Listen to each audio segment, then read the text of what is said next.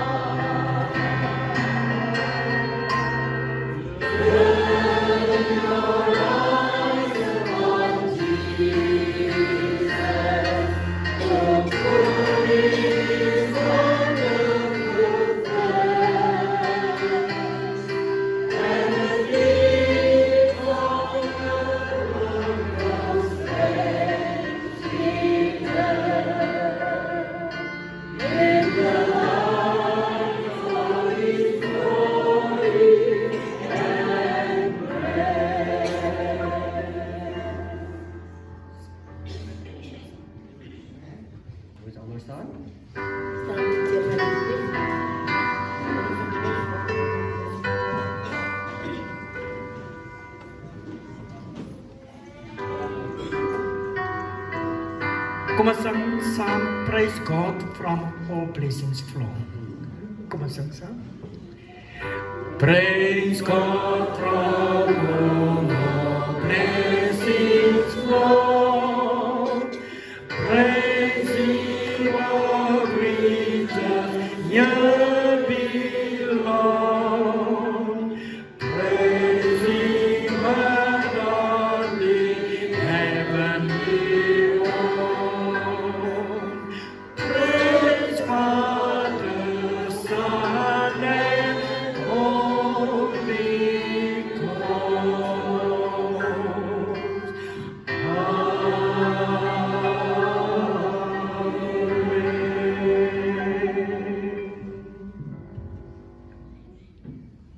Waar ek van Jesus, ons het gekom om U te aanbid.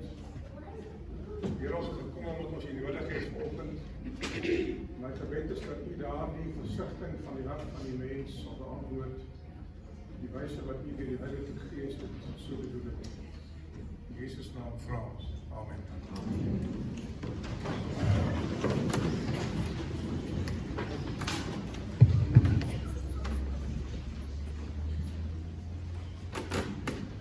Ek wil graag lees uit Psalm 68 vers 20 en Psalm 69 vers 14.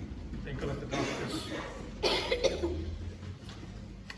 Die Psalm beskryf en hy sê vers 20: Geloof sy die Here, dag na dag draai ons. God is ons heil. God is vir ons 'n God van verlossing. En die Here het uitkomste teen die dood. En dan Psalm 69 vers 14. Baie persoonlik nou sê hy, maar ek, my gebed is tot U, o Here, in die tyd van genade, o God, verhoor my, deur die grootheid van die goedertierenheid, deur die trou van U heil. Mag dit so wees dat as U in hierdie tyd wat U leef, erken dat die Here vir ons nog genade gee, dan is dit vir U dalk vandag 'n boodskap. Mag die Here vir U seën. Amen.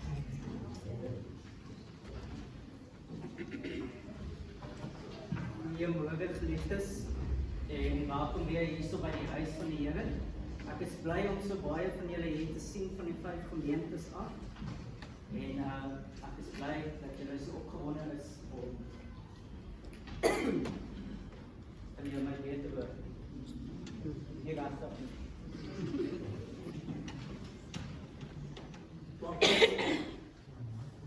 Is dit nou beter daar sy? Weer eens goeiemôre en welkom aan almal. Ek is bly om so baie van die verskillende gemeentes hierso te sien. En ek dink ons het 'n baie spesiale dag vandag, die 50 jaar wat hierdie gemeente oop is, waarvan elke een van julle eintlik 'n rol in speel. Ons het ook probeer om al 4 die predikante hier te hê, maar een kon dit gelukkig nie maak nie. Maar 3 uit die 4 is hier, so ek dink dit is baie positief, is 75%. So ek hoop dat almal van julle die dag saam met ons gaan geniet, om voort te gaan met ons erediens voordat ons sal sing van lied 373. Sy gemeente staan daarvoor.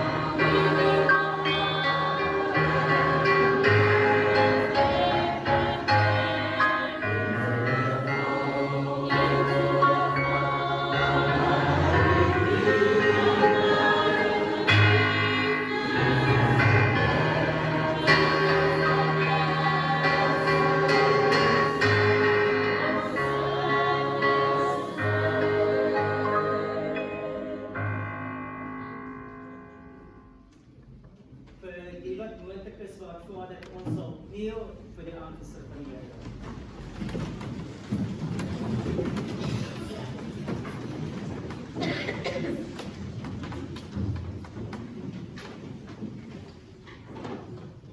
Ons groot almagtige Hemelse Vader, baie dankie Here vir die uitnodiging wat elke een van ons ontvang het om vandag hier te wees. Here, vandag is 'n groot en spesiale dag vir nie net die gemeente nie, maar vir die hele distrik waar 'n mylpaal van 50 jaar bereik was. Here, ons weet dat dit is net deur U se genade dat hierdie gemeente nog staan gedurende hierdie moeilike tyd wat ons self in vind. Here, ons wil vra dat U saam met elke een van ons sal wees, waar ons voortgaan in elke rol wat ons intree in hierdie distrik, in hierdie gemeente, dat die werk wat ons sal doen, vrugbare werk sal wees, waar U Heilige Gees nie net in hierdie gemeente sal intree nie, maar ook in die hele distrik, sodat elke een van ons, wanneer ons uitgaan na die wêreld daar buite, dat ons lig so sal skyn dat mense ons nie sal sien nie, maar vir U en U alleen. Ek vra dat U ook op 'n baie spesiale manier met Meneer André sal wees, waar hy die een is wat U boodskap vir ons gaan bring, waar hy vir ons gaan preek, waar ons vra dat U gesien word en nie Lea André nie, sodat elke een van ons hier sal uitstap en sê dat U was weer getrou gewees op hierdie Saterdag, dat U het vir ons 'n boodskap gebring. Ek bid dit in U se soete naam. Amen.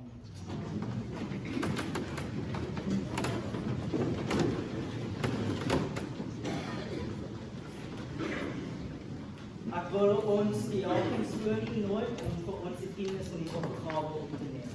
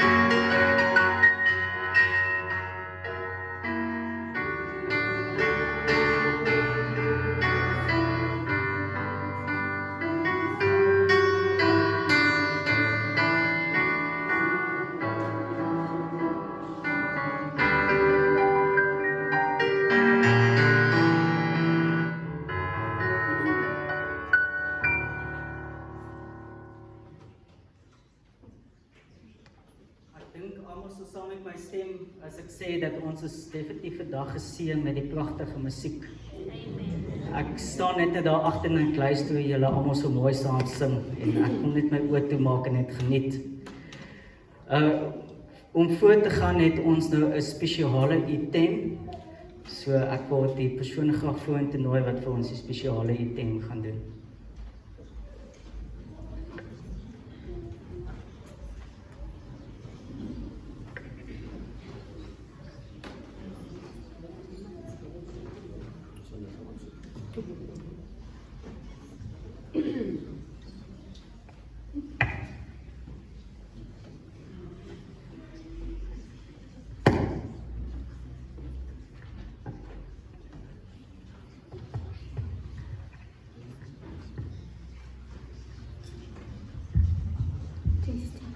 Tasting.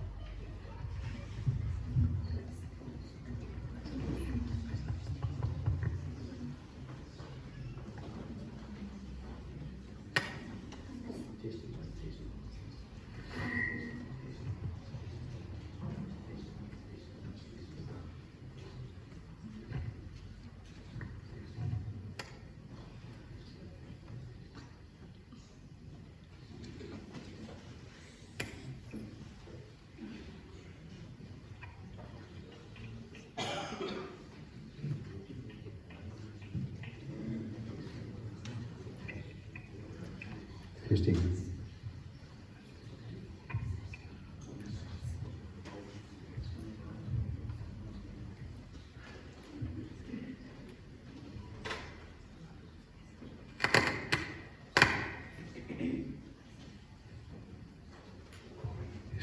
Tasting.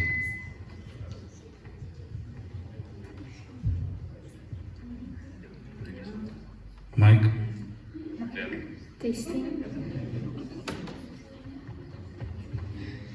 Tasting.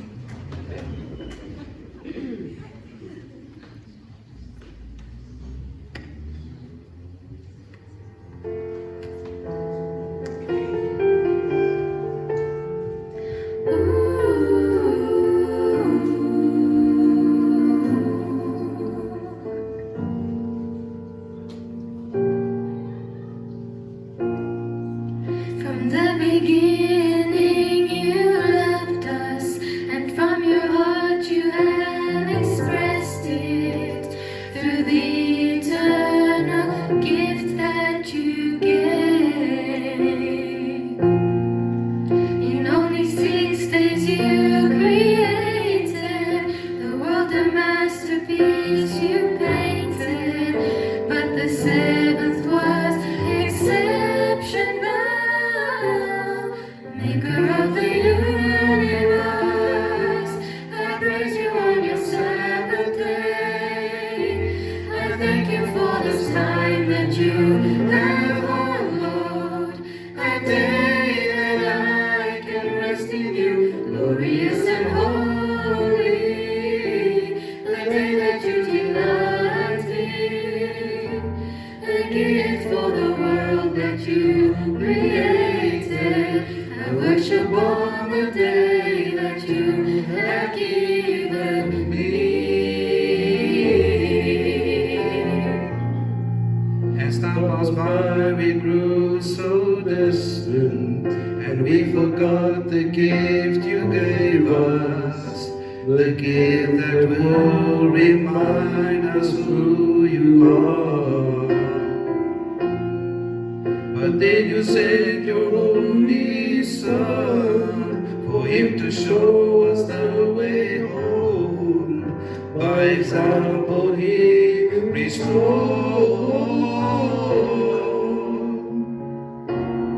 Maker of the universe, I praise you on your Sabbath day.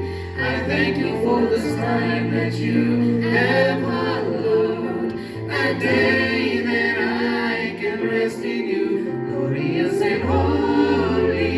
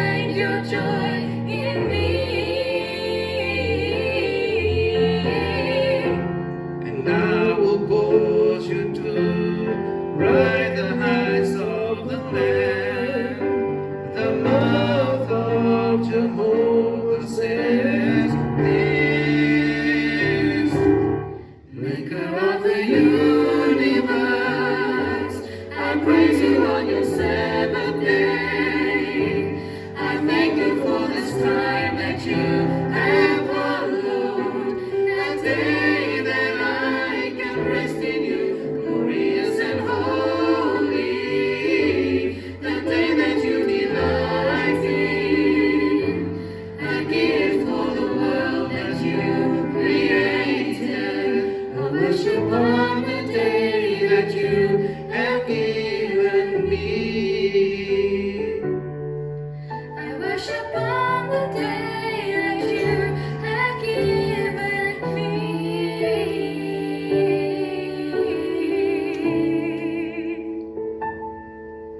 I worship on the day that you have given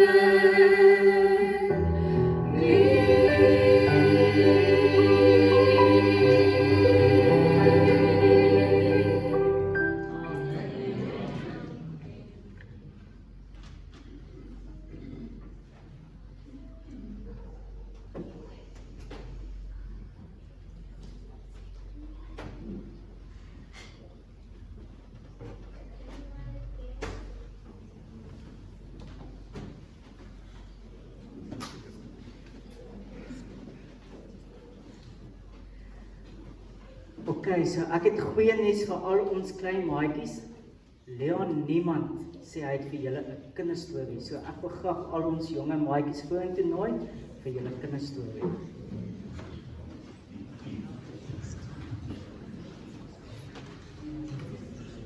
Hulle moet plek maak vir die kinders.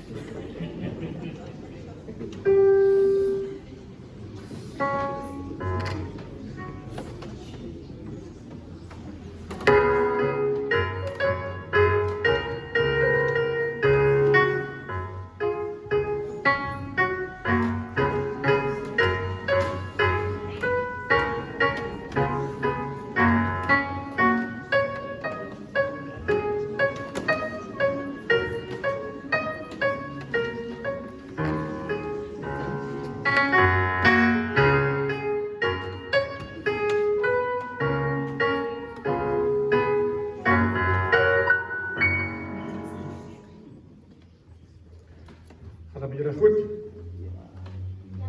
Wat is hier aan mijn vinger?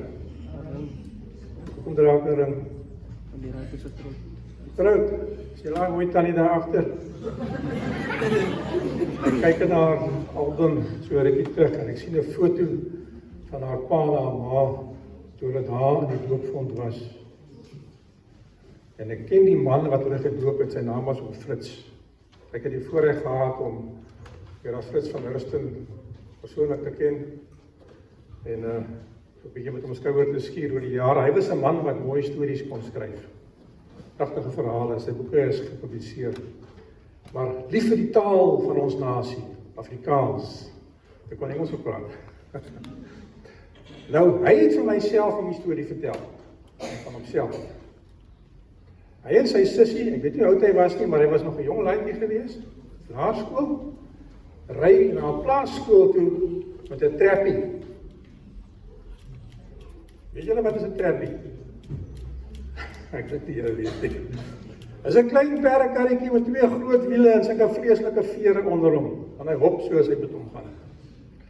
En hy word deur een perd getrek. En dit is 'n skimmelperd gehad. 'n Skimmelperd, ek weet nie wat dit regtig is nie, maar dit is 'n perd wat anders is. En die perd was bietjie bevoederd. So lang opdraande na die skool toe. Dan maak hulle hom vas by die skool. As hulle vanmiddag huis toe kom, dan draai hulle om en gaan hulle daai afdraande terug.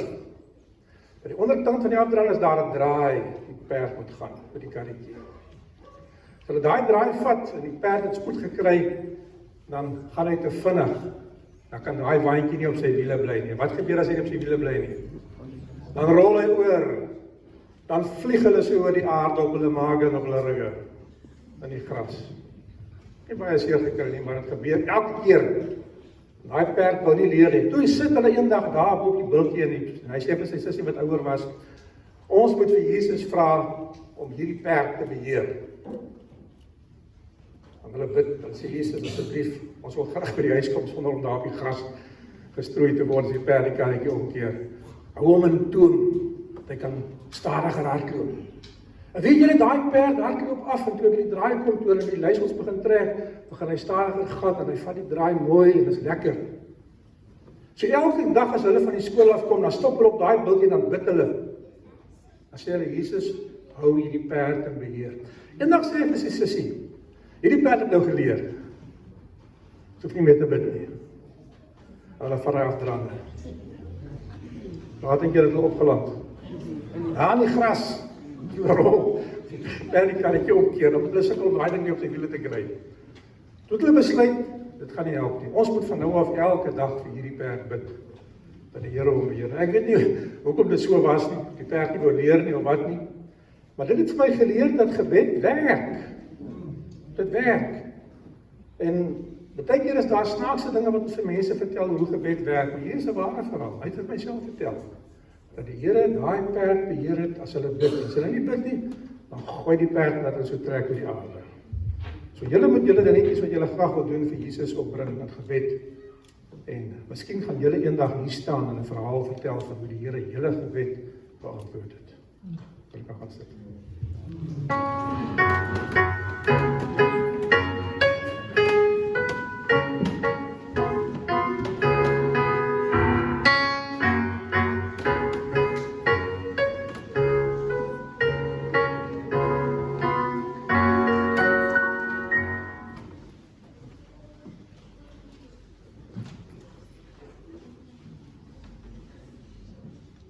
So hierdie is gewoonlik die tyd wat jy na die spreuke aan almal voorstaan.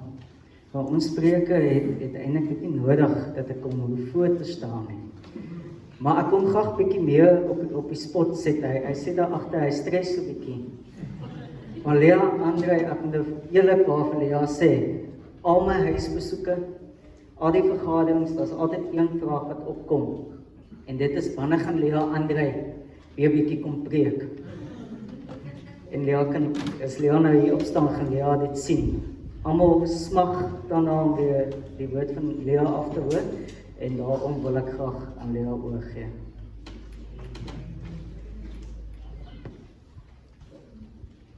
Ek wil net so 'n advertensie vir u gee voor ek begin. Ek tik baie keer my preke uit. Ek sien op julle program, julle het vir my tot half toe kans gegee vir die boodskap.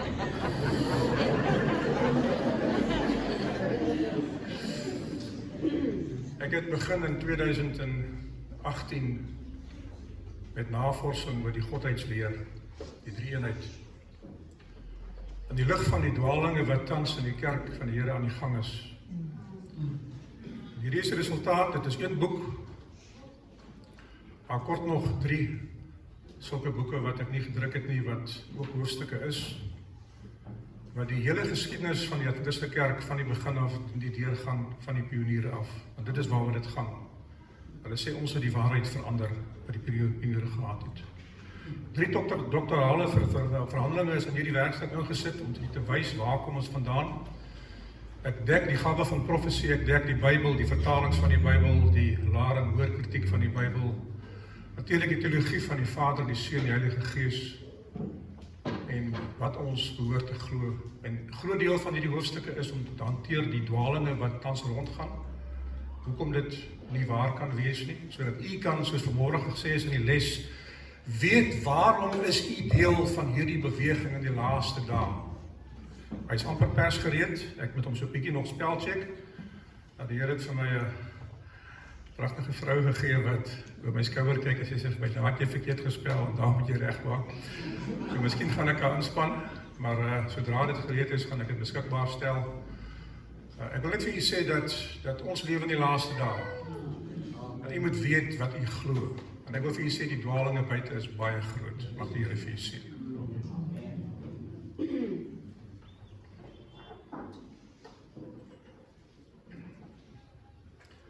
Ek het die boodskap 4 keer verander. En ek is nog nie seker of die regte ding is wat ek doen vanmôre nie. Maar ek glo die genade van die Here het suster vanmôre gesê is wat? Is genoeg. Die Here sê wat ek nie vir jou gegee het nie, het jy nie nodig nie. Jy sal klaarkom met wat jy het. Ek het gelees die inleidingsteks Geloof sy die Here, die dag na dag draai ons, God is ons heil. Psalm 68 vers 20 en dan 69 vers 14, maar my gebed is tot U, o Here, in die tyd van genade, o God. Verhoor my deur die grootheid van die goedertierenheid, deur die trou van U heil. Ek wil begin hier vir U te vra, wat is die gebed wat U tans bid? Ek is daarvoor lief om na my eie lewe te kyk, in die sin van te sien, wat gaan in my kop aan die gang. Ek het al dikwels vir U gesê, dat as U wil weet, wat in die geestelike lewe aangaan, analyseer die dinge wat U bid. Want dit is waar jou hartsgeheime uitkom. En waar jy, as jy nie self weet wat aangaan in jou lewe nie, kyk wat bid jy. Wat is die iets waarvoor jy bid? Dikwels vra mense vir jou, wie is jy? Ek begin die hoofstukke in hierdie geskrewe gedeelte, my preek gaan nie oor dit vandag nie, met die verhaal van Johannes die Doper, wat die mense vir hom gevra het, wie is jy? Watter gesag het jy? En dan gaan hulle deur die lys van profete, wat hulle vir hom sê, is jy dit en dit en dit, en sê hy, nee, ek is die stem van die een wat roep in die woestyn, maak die pad van die Here gelyk. Verwys na 'n profesie toe terug, wat sê, die Here het voorspel, ek gaan daar wees, en ek is nou hier. Jesus kom self later en hy vra vir die disippels, wie sê die mense dat ek is? Dit is waaroor hierdie werkstuk gaan. Wie is Christus? Wie is God die Vader? Wie is die Heilige Gees? En dan vra hy vir hulle, eers wat sê die mense, en dan vra hy vir hulle, maar julle, wat sê julle, wie is ek? Wat het Petrus geantwoord? Hy is die seun van die lewende God. As mense vir my vra wat, ek weet mense is lief om te praat oor hulle beroepe. Ek staan by 'n groepie waar mense nonsens praat, ek noem dit so, want as ou vriende mekaar by 'n reunie by mekaar kry, waaroor praat hulle? Oor hulle lewens, wat hulle vermag het, wat het jy geword, wie het jy getrou, jy weet, wat het jy kinders, wat is jou beroep? Sê ek vir hulle, ek sê, peripatoloog, dan kyk hulle my net so, hulle weet nie wat is dit nie. Dit is werklik my beroepstitel, peripatologist, ek leer mense om te loop, blinde mense. Dis my beroepstitel, gewees voorheen. Nou, is dit vir u nodig, dat in hierdie tyd van die wêreld u gevra word, wie is u? Wat glo u vanmôre se les? En ons praat van die 50-jarige viering van hierdie kerk, waarvoor staan hierdie kerk? Iemand het eendag gevra, as hierdie kerk so gevat word, en verwyder word van die aarde af weg, wat hierdie ook stuk veld is, sal die mense in die gemeenskap dit agterkom. Omdat die diens wat hierdie kerk gelewer het, nie meer daar is nie. Ek was baie in die saaltjie hier agter gewees, saam met die mobiele etes en die ander funksies. Die uitreiking van die kerk, waar hulle gegaan het om mense die evangelie te verkondig. Die ware grootheid, Matteus 18 mag praat die Here van die disippels wat stry oor wie die grootste is. En ek vind dit vreemd dat mense nodig het om te stry daaroor. Waarom wil mense die behoefte hê om te vergelyk met ek met jou? Jy weet, as iemand jou ouderdom sê, of hulle ouderdom sê, wat doen jy outomaties in jou gedagtes? Jy dink, waar is jy op die lyn? Ons het vanmôre gehoor, die oom sê hoe oud hy is. As sê ek vir myself, waar is ek op daai lyn? Maar ouderdom, jy weet, ons wil dit graag doen. As iemand 'n prestasie behaal het, dan vra ek vir myself, en ek sulke prestasies behaal?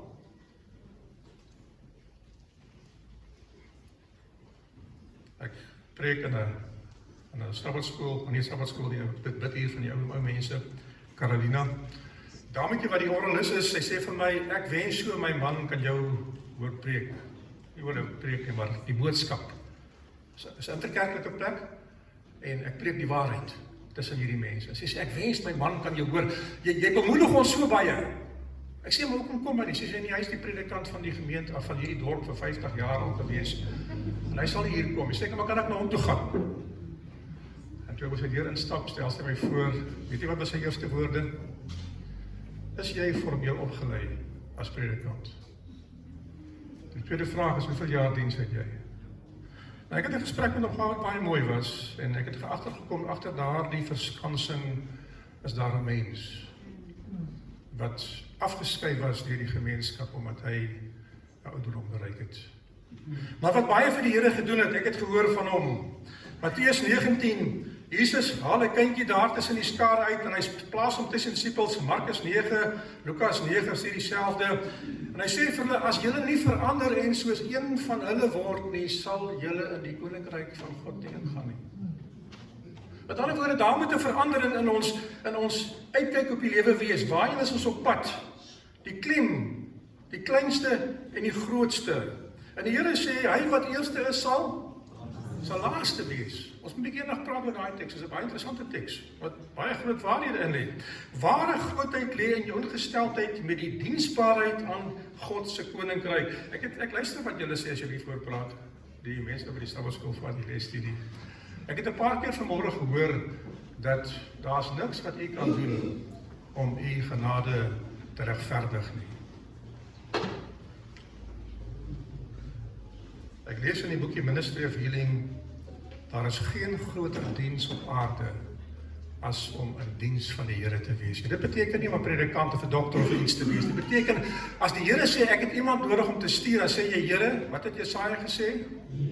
Here sê, stuur my. Alhoewel hulle almal, ek kyk na Jeremia, ek kyk na Jesaja, hulle altyd gekla oor hulle te jonk was. Die Here sê, dit maak nie saak nie. Ware grootheid lê in eenvoud van karakter en die opregtheid van hart. Ek het vir die Here gevra, waaroor moet ek preek vanmôre? En ek het vir gesê, ek het 4 preke wat gereed het, wat ek kan uithaal. En toe sê ek vir myself, as u nie God ontmoet in hierdie tyd nie, dan beteken wat ek sê niks nie. Dit gaan nie oor die woorde nie, dit gaan nie oor die informasie nie. Dit gaan oor, het u 'n ontmoeting, toe u daarin gestap het, het u die atmosfeer gevoel, dat die Heilige Gees met jou hart praat in die musiek.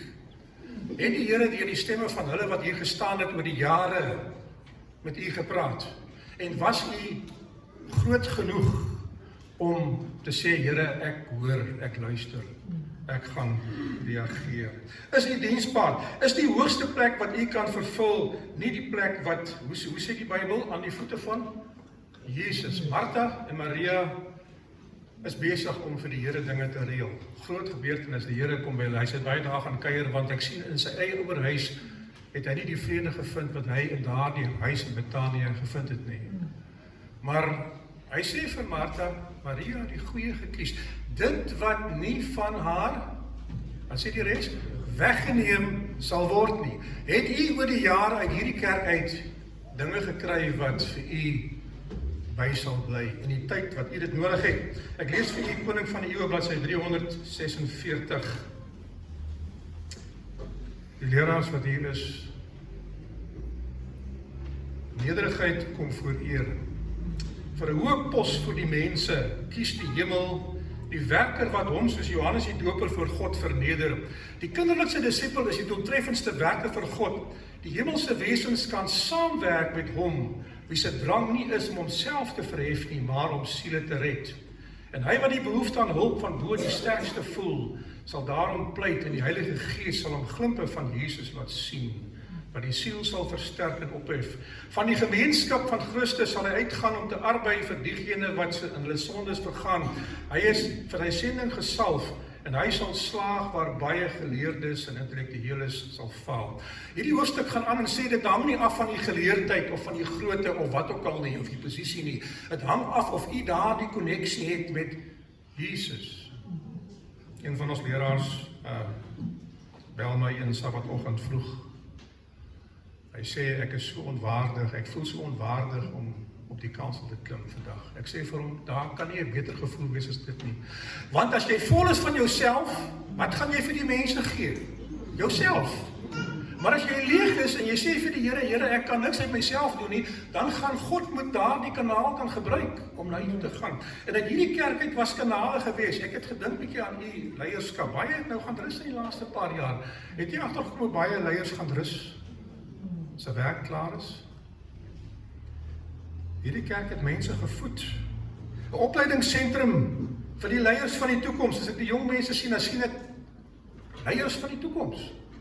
En ek wonder altyd, wie inspireer hulle in die kerk as 'n voorbeeld, as 'n model om te sê, gaan in die wingerd van die Here in een dag.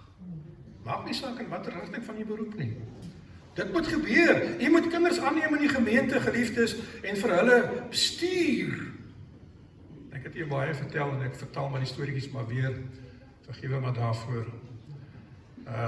Toe ek 'n jong seun was in standaard 3, toe kom ou leraar Engelbreg na my toe. Vreeslike lang man gewees, die wat hom al geken het, onthou het. Hy sê vir my, waar gaan jy heen? Ek sê, leraar, ek vat gou hierdie bank na die. Hy sê, man, ek praat nie van daai dinge nie. Wat maak jy met jou lewe? Wat gaan jy eendag doen? Jy moet vir die Here gaan werk. Ek sê, jy moet gaan boer. Hy sê, man, vergeet die boerdery. Dis nie vir jou nie. Gaan werk vir die Here. Plan die saadjie in my gedagtes. En ek het oor daai ding gedink. Hy gee vir my 'n klein boekie. Skrif dan na Christus. My eerste kontak met die Gawe Profesie. Nou, ek het in die predikantshuis groot geword. Ek het dit nie geken nie. Ek het geweet dis daar, maar ek het dit nie gelees nie. En ek het daai boekie begin lees om te sien waarheen is ek op pad. God het manne en vroue oor die jare gestuur om hier te aanbid. Dink jy dit is toevallig as iemand hier as 'n besoeker by die kerk instap, of is daar miskien iets wat hier gaan gebeur wat die Here wil sê, ek wil hê jy wat instap moet nou attent daarvan maak in jou lewe? Of is dit ver gesog om so te dink? Of dink jy dat die dinge wat jy van hier af sê is maar net 'n mooi praatjie? Ek lees in die Gawe van Profesie dat engele van die Here is opdrag gegee om die leiers van die kerk te rig in hulle boodskappe as hulle voorberei.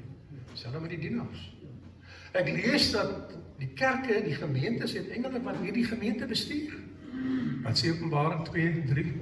Skryf aan die engel, sê die een vertaling, leraar sê die ander, en dis 'n boodskapper, dis maar dieselfde, en die kommentaar daarop is dat die Here gebruik mense, maar hy het werklike engele ook, wat besig is by hierdie kerk. Gaan lees die pragtige boekie, kompilasie, The Truth About Angels. Geliefdes, as u voorberei, moet u voorberei met die potensiaal dat iemand aan hierdie gehoor gaan u boodskap, al nie u boodskap nie, wie sê nie? God se boodskap nodig hê, en u is die instrument wat daardie persoon bereik. Het hierdie kerk dit gedoen? Is die kerke, want hier is ander gemeentes ook teenwoordig, is die gemeente ook 'n sentrum waar mense voorberei word vir die ewige lewe. Geliefdes, as jy die ewige lewe mis het, is alles wat jy gedoen het van geen waarde nie. Dis verskriklik. Dan is jou hele lewenswerk tot niet. Ek glo die Here het mense gestuur wat hy geroep het en wat gereageer het. Ek lees ook dat die Here ruil mense om. Ek het op 'n stadium met iemand, as ek preek, dan sien ek hierdie persoon is in die kerk, dan gaan ek na 'n ander gemeente en sê ek persoon bid, dan sê ek vir hom, wat is aan die gang? Hy sê nee, ek wil luister wat jy sê. Ek sê nee, die Here het jou geroep om by 'n kerk te wees. Bly daar waar jy moet wees. Ek sê die Here gebruik verskillende mense en hy ruil hulle om as dit nodig mag wees. My swakhede en die leraars se sterkpunte is nie dieselfde nie. En die Here sal my swakheid wegvat sodat een van hulle se sterkpunte na vore sal kom. En so sal elkeen van u op die regte manier gevoed word as u net by die plan bly. Gaan waar die Here vir u gestuur het. Wil jy groot wees in God se oë? As jy 'n vriend van God genoem kan word soos Abraham, as jy 'n kind van God genoem kan word, soos die boek Galasiërs sê deur Paulus, sal God jou gebruik en dit sal die bewys wees dat die Here sal dalk vir jou eendag, as jy in die hemel kom, ons is 'n bietjie geraak in die hemel vanoggend. Ek lees in dieselfde boekie Ministry of Healing dat engele gaan in die hemel dalk na u toe kom en vir u sê,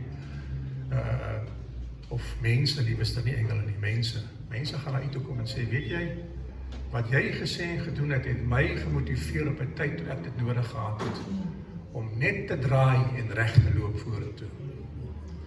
En dit sal die grootste beloning wees. 2024 blaai ek op Facebook rond en ek sien 'n klasfoto van myself. Ek het al vir u gewys, sommige van u het dit gesien op die skerms. Ek het dit nog nooit gesien nie. My pa het gesê, hy gaan nie R12 skool vir ons betaal. Dis lang terug. Nie sê ooit ek is nie. En daarom het ek nie 'n fotoalbum gekry nie. Maar die foto's in nie. Maar ek sien die foto. Nou wat die foto uniek maak is, dit is die elite klas van die skool. Die Engelse juffrou het vir my gesê, dan sê sy vir my, hoekom is jy in die klas? Dan sê ek gaan universiteit toe. Sê sy, nee, jy hoort nie in die klas nie, jy hoort in daai klas. Jy is te dom vir hierdie groot. Hierdie is die mense wat gaan college toe gaan. Het gaan mense word eendag. Nou sê ek probeer uitwerk, dan sê ek die reg gekry en ek het geslaag met kom ons lot maar die getal uit. Ek het dit net gemaak. In Engels. Maar dit was die klas met die leiers. Nou interessant van die foto is dat die mense wat presteer met die baadjie het so 'n balkie hier so, en dat hy so 'n ry goedjie so afgaan hier onder toe. En die some van die baadjie is geborduur en die soom van die baadjie om is geborduur. Die res is blou. Nou as jy matrikulant gekom het waar ek was in Afrikaans hoor, was die skoolbaadjies van standaard 6 tot standaard 9 blou gestreepte blou en wit baadjies. So 'n bietjie rooi by gewees. En die dasse was dieselfde.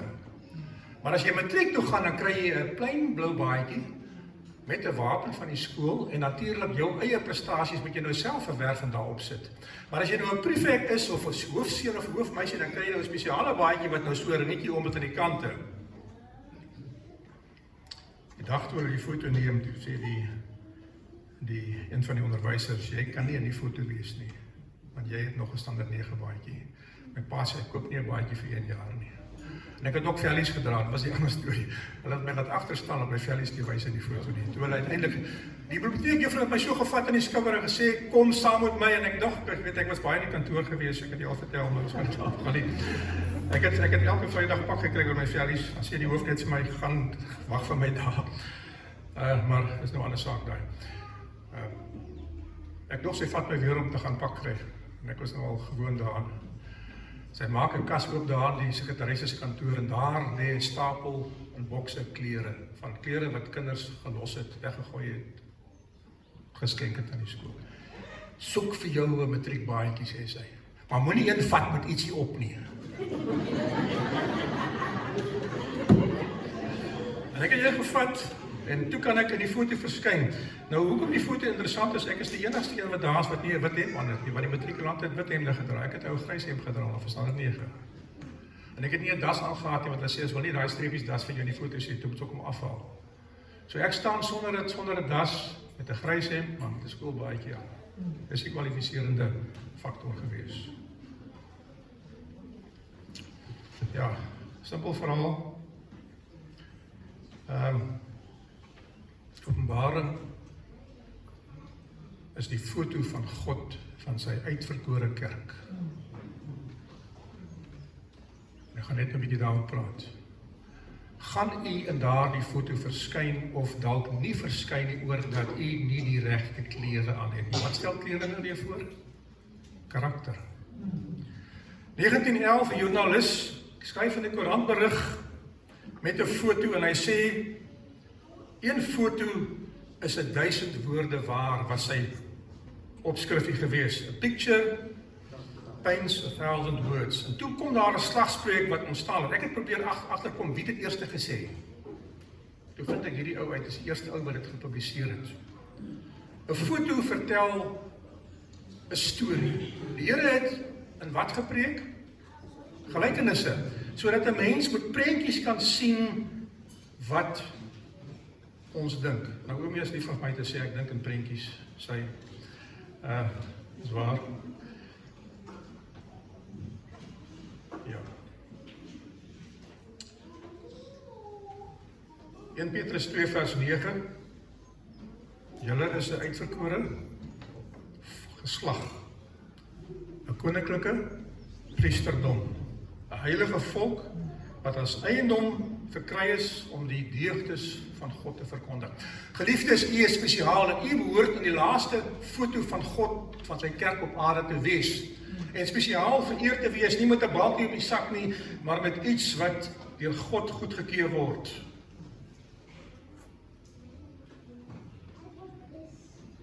Goed. Matteus 22, 'n verhaal wat u baie goed ken.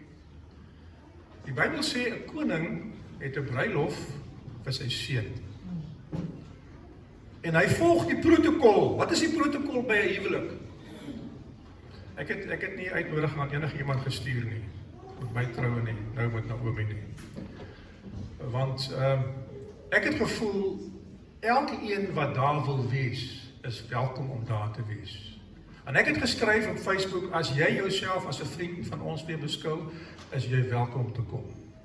Ek gaan nie spesiale mense uitnooi nie. Familie word eerste uitgenooi, gewoonlik. En hulle gee vir jou 'n kaartjie wat sê, jy moet invul, gaan jy kom of gaan jy nie kom nie, sodat hulle kan voorbereiding tref vir die onthaal. Hulle is die eregaste, hulle is op die lys. Nou die Joodse volk het gedink, hulle is op die lys van God. Hulle is wat het hulle vir Jesus gesê, ons is die nageslag van Abraham, en volgens die belofte erfgenaam, maar die Here sê, ek kan van hierdie klippe kan ek kinders van Abraham maak. Dit is nie spesiaal nie. Ja, maar ons is in die bloedlyn, die Messias gaan uit ons geboorheid word. Hulle het nie geweet, hy staan tussen hulle nie. Hy is tussen hulle, hulle herken hom nie. Hulle het nie die tekens reg gelees nie. In hierdie gelykenis sê die Here, God het aan die eregaste, die aanspraakmakers, die familie, eerste uitnodiging gerig aan die Joodse volk. Dit is waarom hulle aan die begin eerste genader was. Hulle was die spesiale gaste. Hulle moes sê, ons gaan kom of ons gaan nie kom nie. En dan het jy die tweede, die hoë lei van die dorp uitgenooi, die leiers. En dan jou vriende, en dan die nabye vriende, en ek dink nie, daar was regtig vreemdelinge by hierdie huwelike uitgenooi nie. Die mense van die omgewing, dis wat ek hou van hierdie kerk, Broustyl Kerk. Ek was al so baie hier gewees, dan kom die mense van die omgewing hier dienste bywoon en funksies bywoon. Hulle het welkom gevoel hierso.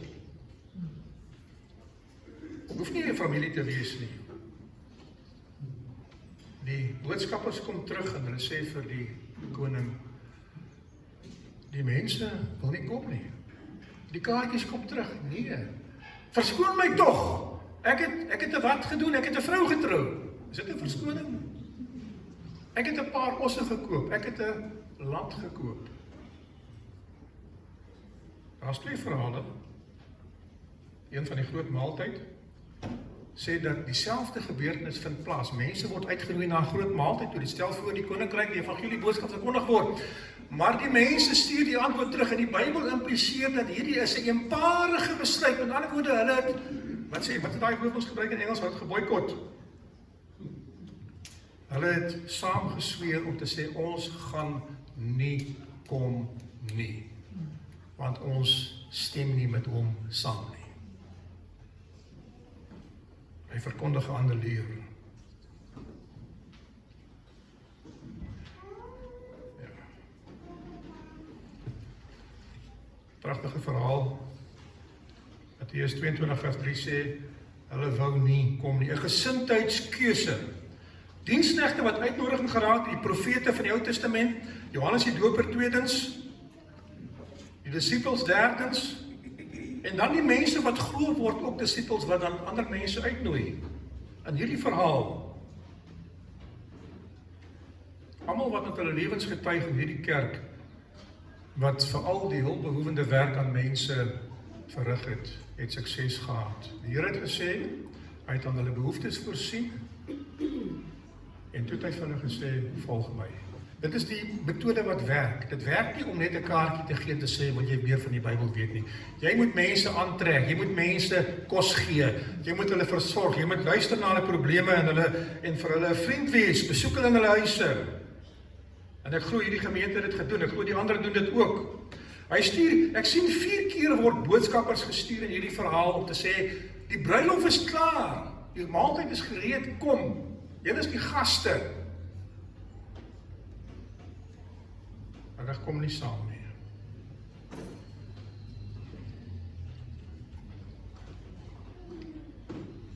Ek kan nie kom nie. Dinge wat ons weghou van God in sy koninkryk. My pa was 'n man wat hy het so droë emosie gehad. Hy praat eendag van 'n siekte wat mense het in die kerk. Hy noem dit Morbus Sabbaticus. Kerksiekte. Sabbatsiekte. Ons het gepraat vanmôre daarvan. Hoekom kom mense nie meer kerk toe nie? Nou, daar mag redes wees en ek wil nie daaroor praat nie, maar is u dalk siek? Het u miskien, soos ek baie hoor, ek het kuiermense, so hulle kan nie kom nie. Bring hulle saam. Is hier nie vir hulle op kos nie? Verhoudings van mense hou mense van Jesus al weg. My man of my vrou wil nie, daarom gaan ek ook nie. Of daar sit iemand in die kerk wat ek nie van hou nie, daarom gaan ek nie. My werkverpligtinge, ek moet kos op my tafel sit, my besittings, my wêreldse belange, geliefdes, ek gaan nie daaroor praat nie. Wat bied die wêreld aan wat beter is as wat hier in hierdie gemeente gebeur het oor die afgelope paar jaar? My pa is die predikant van 'n klein dorpie in die Transvaal. En die president bel hom, hy sê vir hom, die man wie sy vrou begrawe het hierdie week, die Johannes Swanepoel. Hy sê, ek wil jy moes my gaan 'n begrafnis hou. My pa sê, hoekom stuur jy my, dit is so ver. Hy sê, want jy is die regte man. Hy sê, wie moet ek begrawe? Hy sê, jy moet 'n kerk gaan toemaak. My pa het gegaan, hy het al die mense wat weet, hy gaan vir die laaste keer kom preek. Dan gaan hulle die kerk se deure sluit, hulle gaan die boeke van die kerk toemaak en hulle gaan die mense stuur waar hulle moet gaan. En deur die genade van die Here, die Heilige Gees gewerk daar die Sabbats en die mense wat gekom het van einde en verre wat nooit kerk toe kom nie, om vir die laaste keer 'n boodskap te hoor, was verras deur die Heilige Gees wat hulle beïndruk het om aan te gaan. En in steede van 'n begrafnis van 'n gemeente, het hy 'n herlewingsdiens gehad. Daardie kerk het aangegaan.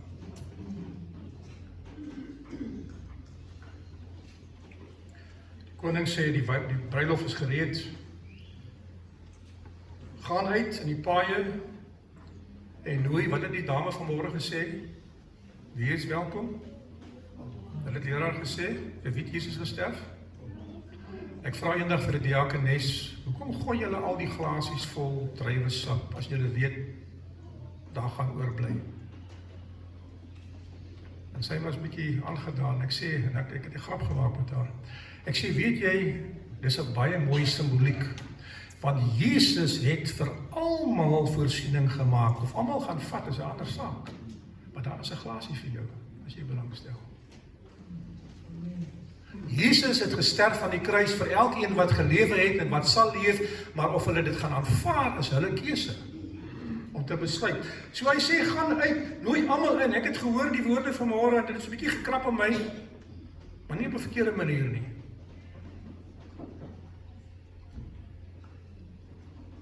Almal is welkom. Wat het die dame gesê? Kom soos jy. Is dit 'n ware teologie? Ja, Jesus sê, kom soos jy is, maar hy sê nie, bly soos jy is nie. Hy sê, kom en ek sal jou verander. Ek sal jou verlos. Ek het jou by jou naam geroep, sê dit vir ons, jy is myne. En hy sê, gaan uit in die straat, en daar die groot maaltyd, Lukas 14 vers 16 sê, gaan in die gangetjies, in die plekke waar mense nie gewoonlik gaan nie, omdat hulle bang is om daarin te gaan. Hy gaan haal, en hy noem hulle nou, die mense wat nie gewoonlik tempel toe kom nie, die krepeles, die blindes, die verlamdes, die boemelaars, wat ons so van wegskram, en bring hulle in, en hy gebruik 'n snaakse woord, hy sê, dring hulle in, dring, as jy iemand, met ander woorde, jy moet met 'n ernstige boodskap vir hom sê, kom, moenie dit sê, wil jy kom, ja, nee, ek wil nie kom, okay, bly maar by die huis nie, jy moet by hom aandring, oortuig om te kom.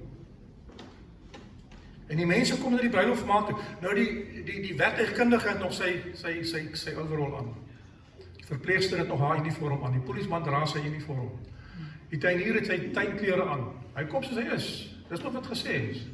Nou kom hulle daar by die deur en nou sê die ou wat daar by die wagters, hy sê julle kan nie so hier inkom nie. Kom soos julle is, maar julle kan nie. Die gasheer het voorsiening gemaak vir 'n spesiale mantel, want jy kan aantrek om dit wat jy aan het, wat nie geskik is vir die bruilofsmaaltyd nie, te bedek. Dis jou kwalifikasie. Geliefdes, verlossing is die kwalifikasie waar Jesus sy kleed van geregtigheid oor jou trek, en jou sonde toemaak, maar die grap van Paulus sê, Jesus se geregtigheid maak nie sonde wat onvergewe is toe nie. Jy moet jou sonde bely en laat staan, dan kan jy sy kleed aantrek. Ek het in my studeerkamer ergens, ek weet nie waar hy is nie, 'n sertifikaat wat ek gekry het by Andrews Universiteit vir my graad. Die raad het dieselfde, iets seker dieselfde.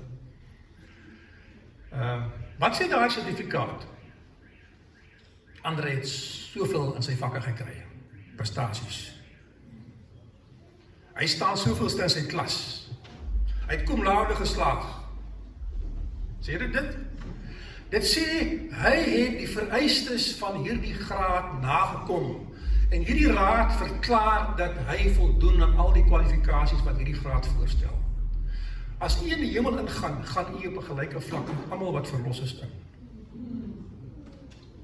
Character will not be changed by death or by the resurrection. You will come up from the grave with the same disposition you have manifested in your life and in society, from the book Ministry of Healing.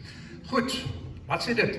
Ons moet aan ons karakters werk, maar wanneer dit kom by verlossing, is ons verlos, dis die kwalifikasie. Jy is verlos, jy is 'n kind van God. Jy het toegang tot die saal, jy kan ingaan. Want jy het 'n bruilofskleed aan wat jou gelyk maak. Daar is nie die Amerikaanse skole en die skole in die wêreld het nie uniforms nie. Ek vra eendag van onderwysers, hoekom dra ons skooluniforms? Wat is die antwoord? Sodat ons almal dieselfde kan lyk. 'n Ryk seentjie en 'n arm seentjie kan langs mekaar sit in die klas en hulle lyk dieselfde. Behalwe as jy my pa nie die skoolgeld sou betaal nie, die geld nie baie goed nie. Ja. Dit is dat daar nie moet voorkeur gegee word aan rang nie, aan prestasie en sulke dingetjies nie. So jy kan gelyk van nou klere in die Bybel, die boek Openbaring is karakter. Toe Adam en Eva hulle klere verloor, omdat hulle 'n sondige menslike natuur aanvaar het deur hulle sonde, was hulle naak, sê die Bybel. En Jesus moet hulle weer klee met sy geregtigheidskleed. Hy moet hulle weer verlos. Nou die koning stap tussen die gaste deur, hy kyk na die onthaal, en hy kry 'n man wat daar sit, en hy sê vir hom, vriend, wat het hy vir hom gesê? Hoe het jy hier ingekom sonder 'n bruilofskleed? Nou, ek is seker hy dalk een aanvaar, anders kon hy nie inkom, hy het ontslaag geraak van hom, uitgetrek, of iets gedoen, of hy dalk ingevat en ingegrip tussen die skare in. En hy sê vir sy diensknegte, wat? Vat hom, bind sy hande en sy voete saam en gooi hom uit buitekant. Geliefdes, hier is deel van God se kerk. Die woord philos, wat beskryf 'n betroubare, geliefde, wat is 'n confident, 'n metgesel, dit is 'n vriend. Dat by definisie, as die Bybel praat van 'n vriend, dan praat hy van daai. Maar Jesus gebruik 'n ander woord, die heteros. Een wat vriende kies vir hulle eie voordeel. Hy kom op sy eie terme. En ek was sommer pletweg sê, hy het gekom om te kom eet. Ek moet so halftong in die kies sê, julle begrafnisse hierso was altyd groot, vir alles daar ete is. Dan kom die gemeenskap, ek sê nie so probleem nie, hulle hoor die waarheid. Gee hulle kos as dit nodig is om hulle hier te kry. Ja, berou, geloof, geen oorwinning by persoonlike sonde nie. Jesus neem 'n foto van sy kerk. Gaan u in daardie groepfoto verskyn. Daar is verskeie mense wat in daai rye sit. Ek kyk die eerste groep, die Bybel sê dat daar is 'n groot menigte van mense wat niemand kon tel nie. Almal van Adam af tot die laaste een wat sal leef is in daai groep. Dan is daar 'n tweede groep, die wat onder hulle kleed 'n rooi soem gaan hê, 'n wit kleed. Almal kry 'n wit kleed, maar dit 'n rooi soem. Wie is hulle? Hulle is mense wat op een of ander wyse gelei het vir die saak van God, deur vervolging, deur marteling, deur wat ook al. Spesiaal deur beproewing gegaan het vir die werk van die Here. Ek weet nie waar die kwalifikasie afsny wat net die dood is nie. Ek net dit sê nie. Maar dit sê dat daardie mense wat op 'n spesiale wyse uitgestaan het in die wêreld toe die Here nodig gehad as getuies. Die woord martyreo is die woord martelare wat beteken 'n getuie. Jy getuig met jou lewe. Jou bloed is die saad van die volgende generasie dan. Hulle gaan spesiaal vereer word met iets aan hulle soem. Die Fariseërs en die Sadduseërs, ek dink die Herodiane ook het die Bybel sê, julle maak die gedenkseels van julle kleed wit. In ander woorde, daai laaste soem lyk vir my het hulle weier gemaak en dit rang aangedui as 'n koning van die eeue reg verstaan. Ek het nog nie navorsing gedoen daaroor nie. gaan die Here vir u dalk vereer met 'n spesiale wyse omdat u gelei het vir sy saak op aarde. Dan is daar die derde groep, die 144.000, die simboliese getal. Ek luister gisteraan vandag Bachelor waar hy praat daarvan in 'n vraag, wat hy sê, as dit net 144.000 gered is, dan gaan niemand gered word nie. Ons het getalle gehoor vanmôre hier vir Sabbatskool. Is u deel van daai getal? Hulle wat deur die tyd van benoudheid sal gaan. Hulle wat die laatreën behoort te ontvang, anders gaan hulle nie deur daai tyd gaan nie. Hulle wat voor God sal staan sonder dat hy vir hulle intree in die hemelsheiligdom, want hy het uitgetree op daai stadium.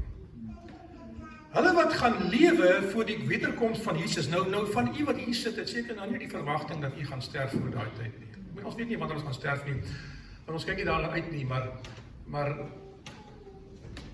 ek sal nie verbaas wees as die meeste van u wat voor my sit vanmôre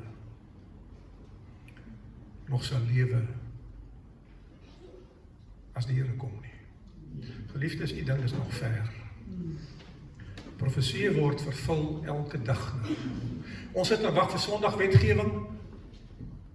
Die Here gaan kom, of u reg is of nie. En die slottonele sê die gawe van profesie gaan vinnig wees. Rapid is die Engelse woord. Vinnig opeenvolgend. Wat in jare en maande gebeur het in die verlede, gaan in dae en in weke gebeur, lees ek in die Woordsekersgeskrifte. Ons gaan verras wees. As u nie die laatreën ontvang het nie, as u nie u lewe skoon gemaak het en reg is om dit te ontvang nie, gaan u nie deel wees van daardie groep nie. Nie besoedel met dwaalleer nie, sê die Bybel. Wat die lam volg, oral waar hy sal gaan, wat gekoop is uit die mense uit. Die Here sê, ek kan nou ook nie praat baie oor die dinge. Hoekom leef ons in hierdie tyd? Ek sal so graag geleef het in 'n tyd wat die druk van die lewe bietjie minder is. Ek hou van die penicillin en van die antibiotika en die mediese wetenskap wat gevorder is, maar 'n lewe wat bietjie stadiger pas het. Jou perdekarretjie, plaashuis miskien. En hoekom het die Here gekies dat ek in hierdie tyd leef en nie 100 jaar terug of 1000 jaar terug nie? En hoekom is u vandag hier? Dink jy nie dat die Here miskien gekyk het en gesê het, ek wil daai persoon en daai dame en daai kind wil ek in daai laaste groep hê, want hulle het potensiaal. Ek wil dit glo.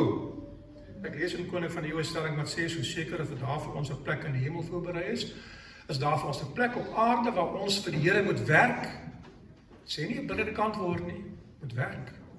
Deur die barmhartigheid, die genade, die liefde van God te demonstreer in jou lewe, en as jy moet, kan jy iets sê ook. Hoekom het die Here my gekies? Die gawe van profesie praat van trofee. Daar's 'n teks in die Bybel, ek het hom nie opgesoek nie, wat ook praat van die trofee van God. Die eerstelinge verhaal. Hulle wat opgegaan het hemel toe, is trofee gewees om te wys die oes van hierdie wêreld, die eerste deel, die eerste groep oes. Ons gaan ook, die Here het 'n laaste groep ook, die uitverkore volk, die kerk van God op aarde, wat 'n trofee moet wees. Jy weet wat die by skool, ek stap eendag saam met 'n vriend van my en hy sê, kom ons gaan gou by die skool verby. En ons stap in, hy sê, ek kan net 'n bietjie daar gaan kyk, daai kas voor in die skool, daar's 'n paar bekers wat my naam op het. 'n Paar sertifikate wat my naam op het. Die Here sê, voordat die wêreld gaan afsluit, gaan ek mense kies om spesiaal te presteer, uit te staan. Die atlete wat op die baan is, geliefdes, u is nie eens toeskouer nie. As u in die finale stryd is en as u lewe voor die wederkoms, is u nie 'n toeskouer nie. U is 'n atleet op die baan ernstig. En u moet voorberei daarvoor. Baie mense sê vir my, hulle is bang vir daai tyd. As u verhouding met die Here reg is, het u niks wat u hoef te vrees nie. Die Here sê, ek sal vir jou sorg.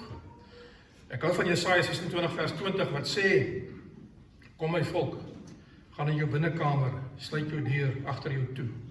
Verberg jou vir 'n klein oombliekie totdat die grimmigheid van God verbygaan. En die kommentaar op hierdie gedeelte uit die gawe van profesie sê dat in die tyd van benoudheid gaan die Here sy kinders vat en hy gaan hulle toesluit ernstig. Soos in Egipte, toe hulle in die huisie moes ingaan met die kusyne wat geverf is met die bloed. En hulle skuil daar tot die engel van die verderf, wat het die Engels gesê, pass over. Wat is dit beteken? Hy pass over, hy gaan verby. Die Here sê, wanneer ek hierdie wêreld gaan oordeel en die 7 laaste plaag uitval op die wêreld, gaan my kinders deur die tyd van benoudheid gaan.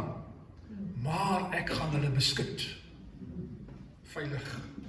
Jy hoef nie bang te wees nie. Maar die Here sal net by u verbygaan as u die kleed aan het wat Jesus voorsien het. Ruistyl Kerk het oor die jare baie mense uitgenooi om die bruilofskleed van Jesus te aanvaar. Getuienis deel 5 sê die kerk is God se tuin soos Eden was. Bietjie verder, vir die nederige gelowige is die huis van God op aarde die kerk van die hemel. Kan jy die transformasie sien? Die sang, die lofprysing, die gebede, die uitgesproke woorde deur God se verkose verteenwoordigers is die aangewese agentskappe wat mense voorberei vir die kerk hierbo. Hierdie kerk is nie 'n gebou nie. En u vereer nie hierdie kerk omdat hierdie gebou is 50 jaar terug nie. Hier is 'n gemeente gestig en dis waar het begin het. By die eerste lidmaat en die eerste lede. Dis die kerk, die mense. God sê hy bly nie in 'n kerk nie, hy bly nie in tempels nie, sê die Bybel vir ons. Ons het groot kerke vandag, ons het konferensies, televisies. Dit is nie die General Conference nie, algemene konferensie nie. Dit is mense soos u en ek. Ek lees verder, die huis, by u huis is die heiligdom van die gesin. En die binnekamer, die tuin en die mees geëerde plek vir die individuele godsdienst. Met ander woorde, u berei mense voor vir die kerk by u huis. Met persoonlike Bybelstudie en gebed. My pa het altyd as ons huisgodsdienst hou, het ons almal 'n beurt gekry om 'n stukkie te lees, ons het almal 'n beurt gekry om te bid. Ek het gehou van die gedagte om te kniel. Ek het dit gehoor in 'n les laas nag ernstig. Weet jy hoekom ons staan om te aanbid? Die Jode het op hulle aangesig gelê voor die Here en eerbied. Ek sê nie eens verkeerd om te sit en bid nie, ek sê nie eens verkeerd om te staan en bid nie. Die Romeinse kerk het by 'n sekere konsilie 'n instelling gemaak dat mense nie op die Sabbat mag meer kniel nie. Op Sondag nie, maar op Sabbat kan hulle kniel. Maar op Sondag moet hulle staan, sodat hulle die dag van die Here, die son, kan verheerlik daardeur. Hulle mag ook nie nagmaal op Sondag nie, maar hulle kan dit op Saterdag in sy voorbereidingsstaat. Nou ek wil nie sê dit is waar dit vandaan kom nie, maar ek dink daaroor na. Ons kniel te min in die kerk. Daar moet 'n tyd wees waar ons kan kniel voor die Here. En ons begin in ons huise. As u in God se voorte wil wees, is dit waar u kinders voorberei daarvoor. Geliefdes, u kinders word groot. Ek het hoeveel gesprekke met ouers gehad wat sê, my kinders is in die wêreld en wat moet ek doen? Ek sê, dis te laat. Miskien dalk nie te laat nie, maar die tyd, ek het vanmôre gelees van die tyd van genade. Die tyd van genade, wat 'n deur oop gaan, en toe gaan is verby. Soos wat John Rose is die premier van Suid-Afrika, die Unie van Suid-Afrika, ek kan nie die geskiedenis onthou nie. En die kerk wil 'n universiteit, college bou. Hulle vra vir hom, kan ons 'n stukkie grond koop? Dis nog 'n tradisie gewees. Toe hy daar was. En hy skryf hulle 'n brief terug, hy sê, ek gaan kies vir julle en vat soveel as julle wil hê. Hulle skryf 'n brief terug en sê, nee, ons wil dit nie verniet nie, ons wil dit betaal. Ellen White skryf 'n brief aan die kerkleiers in Suid-Afrika, maar dit hier begin. God het vir julle 'n deur oopgemaak en vir julle 'n geskenk in julle hande gegee en julle vat dit nie. Lucy College. Maar begin het. As die Here 'n deur oopmaak, moet ons nie staan en kyk wie eers ingaan nie. Ons moet vorentoe gaan en daardie geleentheid wat God vir ons gegee het, aangryp. Geliefdes, Sabbat daar by die kerk is spesiaal. Die boek sê in Hebreërs 10 vers 25, moenie die onderlinge byeenkomste verwaarloos nie. Dit is die eerste teken dat jy begin koud word. As jy jou Bybel begin minder lees, as jy begin minder betrokke is by die dinge van die Here. Ek hou 'n poging saam met Here François Du Plessis in Witbank Kerk. En een gaan hy sy van sê nie, stap in toe die lesing van die Sabbat aangebied word. En my kollega sê vir my, hierdie mense gaan nie weer terugkom nie, want hulle het geen voorbereidende agtergrond van die profesie gehad nie. Hulle stap in by die Sabbat, dis 'n dodelike waarheid vir die eerste keer wat hulle dit hoor. Hulle gaan loop. Hulle bly sit in die kerk agterna, na die diens verby is. Ek stap na hulle toe, ek stel myself voor, ek sê ek is die leraar van die gemeente. Ek het die projekte gewerk met daai tyd.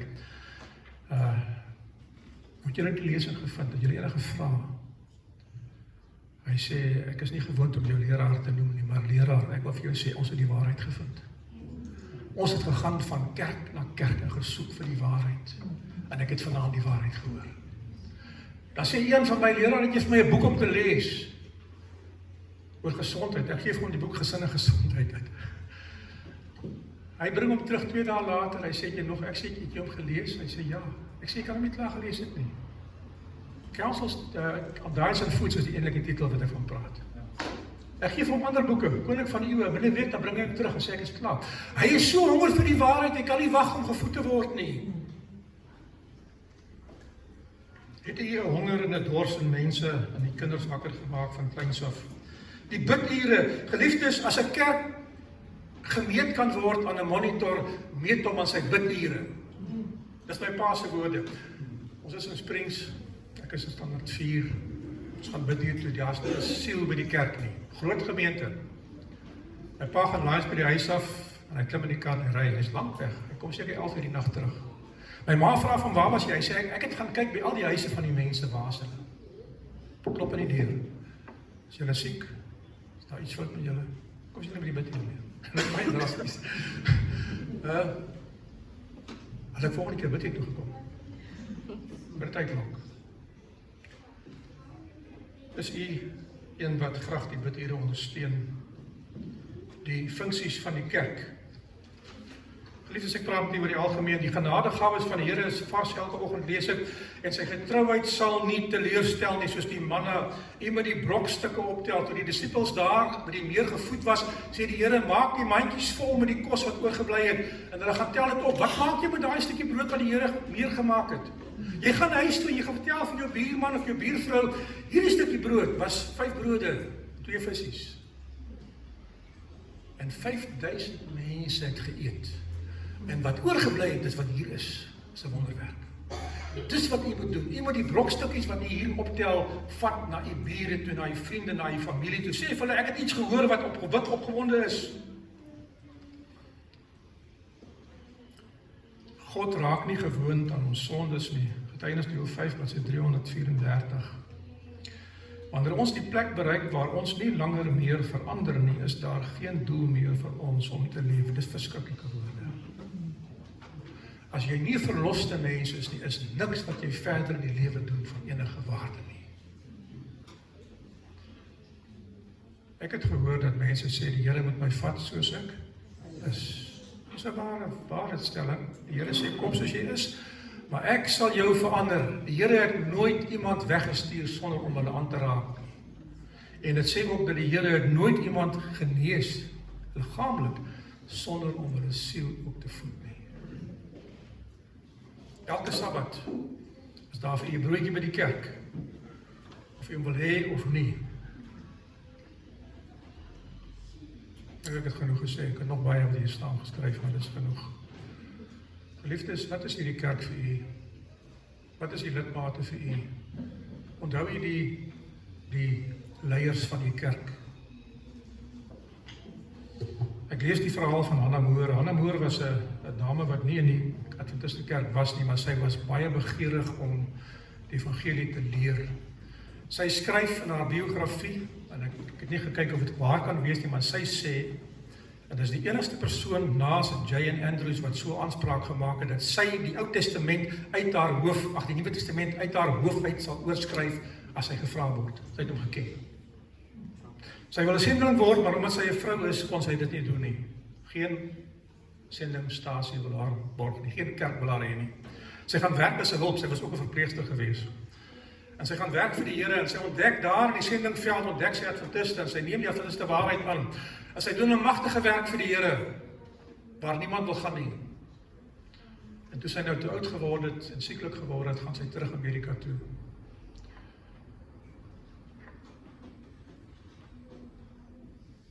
Die Battle Creek Kerk wil nie vir haar 'n plek gee om te bly. Wil nie vir haar help om met haar skadige pensioentjie wat sy gehad het, kos voorsien nie. Sy gaan bly in 'n agterkamertjie by nie-adventiste, sodat sy in die lewe kan bly. En White skryf 'n verskriklike sterk brief aan die Battle Creek Kerk. Sy sê, hier is iemand wat haar lewe vir die Here gegee het. Onbaatsigtig, alles. En sy kom terug, en julle vereer haar nie. Julle gee nie vir haar 'n blyplekkie nie, 'n kleed om aan te trek nie. Julle behandel haar of sy malaats is. Ek kan nie onthou wat die res van die verhaal nou gesê het. Ek het net daaroor gewonder, het u die mense wat in hierdie kerk die leiers was, nie vereer nie, maar erkenning gegee vir die werk wat hulle gedoen het. Die pioniere van hierdie kerk, die steunpilare. Elke keer as daar 'n steunpilaar in die graf ingaan, dan sê ek vir die Here, Here, hierdie kerk is nou armer. Elke keer as daar 'n jong mens gebore word, of as 'n jong mens potensiaal toon, dan sê ek vir die Here, Here, hier is iemand wat jy kan gebruik, as jy julle regte kan stuur. Geliefdes, dit is 'n groot ding om so baie ver te gaan oor die jare, maar het hierdie kerk gedoen wat God vir hulle gevra het? Ek glo het. Het hier mense uit opgekom wat verlos is? Ek glo. Het hier mense uitgekom wat leiers geword het? Ek glo. Laaste verhaaltjie, die ander kant, 'n gesinnetjie gebly. Tannie staan as korrelgoed was, sy vat daai baadjie so en sy gooi die vuil skorrelgoed water by die venster uit. En die adventiste predikant met sy pragtige soet dan stap daar onder verby en sy gooi hom pap nat van sy kop tot sy tone. Sy gaan uit en sy gaan sê, meneer, ek is toch jammer, jy moet 'n belangrike man as jy so op oor getrek is. Maak my skoon met die vadoekie en wat sê hy vir haar? Wat sê hy vir haar gesê het? Hy sê, as die Here my moet skorrelgoed water nat gooi, moet ek in hierdie huis inkom. Hy het 'n plek en 'n plan vir my. Daardie gesin is gedoop.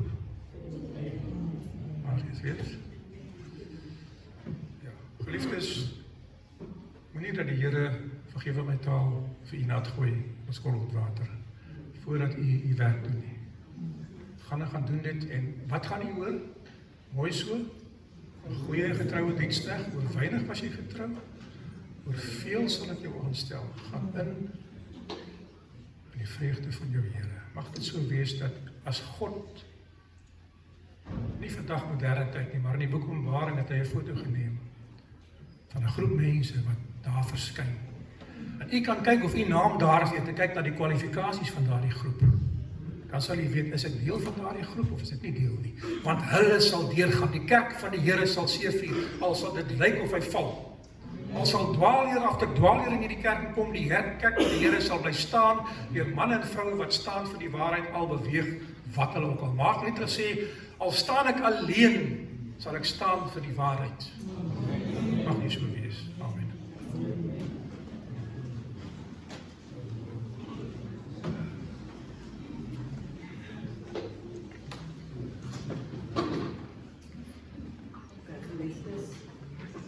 Kom ons sluit af hier om saam met 6:3:2 te sing.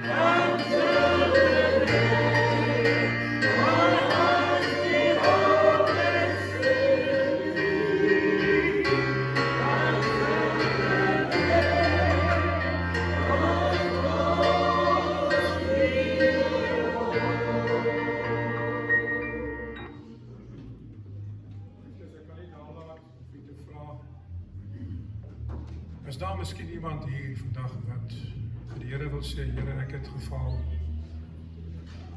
Ek het nodig om my hart weer vir U te gee vandag vir die eerste keer, of vir die tweede keer, of die hoeveelste keer. Here, ek wil deel wees van die kerk op aarde in die laaste dae, en ek wil daar wees as U op die wolke van die hemel kom. Ek wil nie vra om U hand op te steek nie, ek wil nie vra om vorentoe te kom nie. Maar daar waar U is, sê vir die Here, Here, ek wil my hart vir U gee vandag. Here, gaan vir ons opdra aan die troon van genade.